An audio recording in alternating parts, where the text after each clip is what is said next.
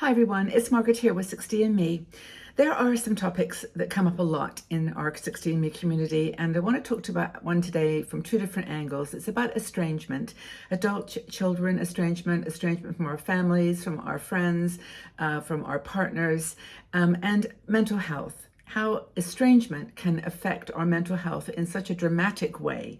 And I want to give some thoughts, some guidance, and some suggestions that for places you might want to go to get some support. Now, we've talked about this in the past, and I did some digging this time. At the end, I'm really going to talk to you about some specific groups that I know you might be able to reach out to. Now, I have no endorsement for them. I don't know them. I don't know, except for the woman Christine Field, who I've referred to before, and also the author of this article that inspired the conversation by Marie Moran.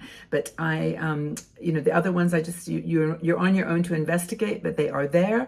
You are not alone. If you are dealing with an estrangement, especially if an adult child, woman in your 60s or 70s, you are not alone. There are many women, and when you go to our articles on estrangement, you will see literally hundreds of comments. So I don't know whether that helps or not, but I hope it in a way makes you feel like this is a journey that you can share with someone else. There are other women that can be on your side. So let's just talk about estrangement for a second. And it's not just children. It can be family, it can be partners, it can be friends. It's basically where something happens or a series of things happen that create an emotional distance. You just don't feel connected to them anymore, or they don't feel connected to you. It's an estrangement that's basically an emotional disconnect. And sometimes you can rebuild that you can use empathy, and you can use conversation, and you can use apologies and whatever you think it might take. But sometimes those are not enough. And I think that's where it becomes really challenging, where you know that maybe things happened in the past that have a relationship to the estrangement, why this has happened. Or maybe you don't, and that's another completely different situation. But you just want to move forward, and you want to sort of draw a line and build a bridge and start over. But sometimes that's just not possible. I mean, it could be a deep disagreement about something. It could be related to a cultural difference, something that you just don't understand, and this cultural difference has created a barrier. It could be a political difference, and these are things that are just prevalent in our society right now. Since people are taking sides and not really opening their hearts and their minds to other positions, other people. And by the way, I want to reinforce that here on 60andMe, we don't talk about these things at all, because we know that they can be a fuel that ignites a conversation that is not productive and not fair and not kind. We had a recent situation with this on 60andMe, and I think that we made it pretty clear that people that have that kind of way of communicating with each other in a spiteful or harmful way will not be welcome here. We are trying to keep the conversation positive, and I just hope that that's something that you can agree with, because if not, this isn't the place for you. This is not your world. We are a kind and empathic community here, and we want to help each other regardless of our beliefs. We know there are differences, absolutely, but we don't need to hurt each other in declaring those differences. Okay, anyway, separate thing, but this emotional detachment that happens is very, very harmful. And even whether it's religious or cultural or childhood estrangement, I think the most difficult one is child estrangement of adult children, where they've moved away from you physically or emotionally and don't let you anywhere. They're your grandchildren, just don't let you be a part of their lives. And that's the thing I think it affects women's health more than anything else. I think we can get angry about differences of opinion on different things, but when your children don't want to see you or don't want to be close to you, they don't want to include you in their life, that's harmful on multiple levels. Emotionally, of course, but that affects your physical health. Now, women over any age, really, but women in general, I think, are very emotional and caring. There's almost another gene in us that gives us a compassionate, caring need, that we want to help each other. We want to solve problems. And that can be a challenge with children, because they don't want you to solve their problems, right? They've got to go through what you went through, but we do have this need in some case, many times, to just help and to be there for someone else. So that kind of need to care, that need to give, can lead when you don't have that connection, to isolation and loneliness and despair and depression, or worse. You just sometimes feel like you have to give up. and you can't continue anymore, because this need to help, this need to care, this maternal hormone just doesn't go away. It doesn't go away when your children are 20, 30 years old. It stays there forever. And of course they understand that as they get older too. But I did actually put some videos about this topic onto TikTok, because it's a mostly younger audience there, and there were actually some very nice comments that came back, and positive comments saying, now that I'm older, I kind of realize what's happened here, but I for some reason I just cannot let it go. It was just too harmful for me. And there were some situations in childhood that really were difficult for them growing up, and they have no option in their minds but to separate. But anyway, the point I'm making is that women have this need to be caring and loving and giving, and it's even that's amplified when your family and children don't want to be close to you. So anxiety, depression, and that actually leads then to cardiovascular problems, heart disease, heart problems. There's just no boundary to the physical impact that it can have. But it's mostly the isolation and anxiety and depression, and the sense that you now have nothing to live for, that your children were your whole life. And that happens a lot, doesn't it? When you're a mom, you sort of, you give up so much, or you think you're giving up so much, and genuinely that's your feeling. But, you just can't manage to find a new path forward. You just can't see what's there for you. So we've talked about this. We've talked about, being, aware of that sense of loss and inadequacy, and all those guilt things that you feel, that guilt and responsibility, and somehow moving forward. Practical guidance is maybe what's needed, and it's not just a matter of talking here on 60andMe in a comment section, but maybe digging in with a psychiatrist or a psychologist and going a bit deeper. Now, if you can't afford it, there are some online programs, there are some benefits that or assistance that you can get from your doctor to see someone and talk to someone and get into it, like get deep.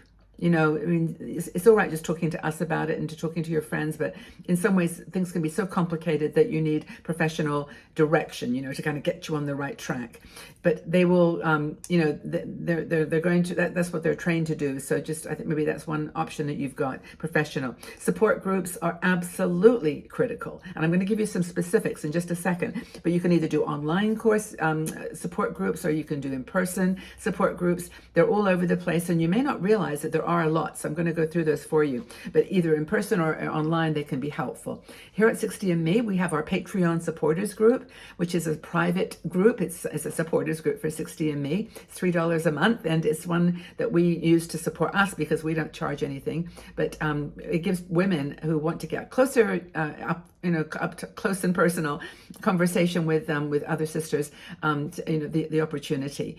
We have about 800 people in that community, and maybe 40 or 50 come to our live shows, and they're really cool. People are helping each other in all kinds of ways, not just with estrangement, but just with living and getting on with life in your 60s and 70s. But the point I'm making is that support groups are a really good place, because you meet women who are going through what you've gone through. You can say, I did that too, how did you get over that? They can give you their ideas. You can share with each other. It's really, really important. Of course, there are things like writing, meditation, yoga, things that calm your nervous system, breathing.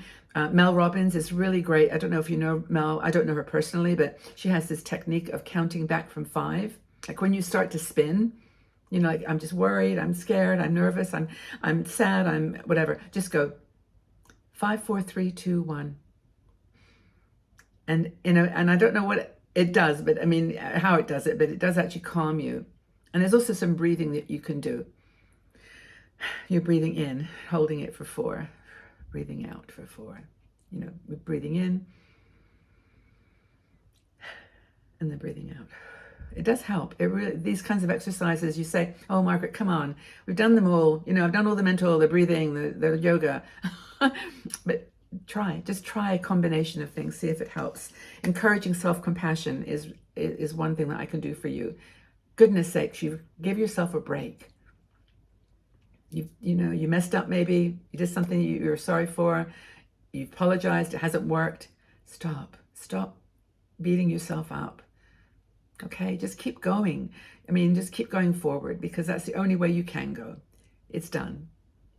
It's done. And maybe in that attitude, you'll find a way, a little crack in the door that you can open again. But try it. Creative outlets are great, hobbies, educational resources. But the most important one I think that I want to share with you right now are some support groups. And I will put these in the description under the video, because I want you to make sure that you can write them down. Really important. I know I've gone a bit longer than usual, but some support groups. You're Not Alone support group for estranged parents. It's a closed Facebook group. You're Not Alone. I think you'll find it with just typing in those words. There's another one called For Parents Estranged from Their Adult Children. When Talking Stops. For Parents Estranged from Their Children. This Facebook group also targets parents and grandparents estranged from their children. And that particular group has 3,400 members. Another one is PEAC. PEAC, Parents of Estranged Adult Children, PEAC. It's a parent-led support group offering encouragement, information, anger, shame, guilt, all those. It deals with all those things. I don't know whether that's an online group or a website, but PEAC. And then there's another one called Parents of Estranged Children, Help and Healing, and that's by Sherry McGregor. I don't know this person. She says she provides support, and it's linked to a website called rejectedparents.net. And there's a discussion group there apparently too. There's some books. There's a book called Rules of Estrangement, which Dr. Joshua Coleman wrote. Apparently that's kind of like a classic. And there's also some UK groups. There's one called Stand Alone, based in the UK, offers support for those experiencing estrangement. And then also in the UK, I think is one called Together Estranged. So there's some other books, there's other websites, I'm sure, but hopefully those are enough to get you started on your journey. Look out for help. You rebuild your identity. You've got to rebuild your life, and you need to maybe sometimes be by someone's side. So you're not by yourself, okay? Conclusion is just simply do it. Don't sit home being sad and beating yourself up repeatedly for what happened, what might have happened, what isn't happening. Just get out there, talk to people, talk to some support groups. Get some energy and some love back into your life. Love for you, your self-love, okay? If you've got anything to add, please use this comment section gently with each other. Talk to each other, give support. This is a great place to just another support group to use. But know that I'm by your side too. I'm here to help any way that I can. I hope these have all been helpful suggestions. I hope the groups turn out to be something you can use. And let me know. Let me know how you go, okay? We're on the journey together. We're here to help each other, okay?